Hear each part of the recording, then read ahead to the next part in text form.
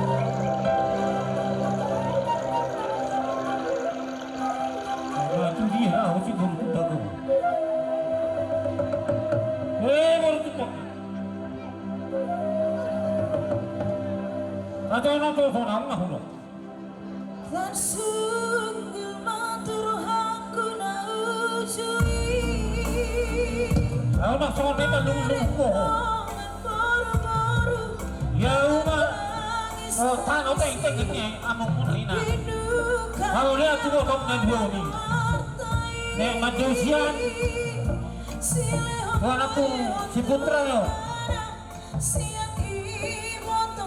Yang lain ini kita lupa kuala. Kalau ingau kau tak tuhi, kita kau ciri isu.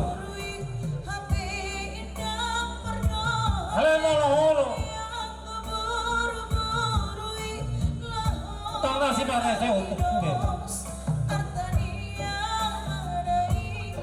Kalau tu kan orang apaไปหุบมาทั้งบุยโหโนมันดังกีตาร์มาเป็นกันว่าหมดเฮ้ยเด็กกูไอ้น่าโมหะดูเอานั่งอีบ้านั่งอีบ้าอีกตัวโอ้ยยังเด็กกูน่าหูอี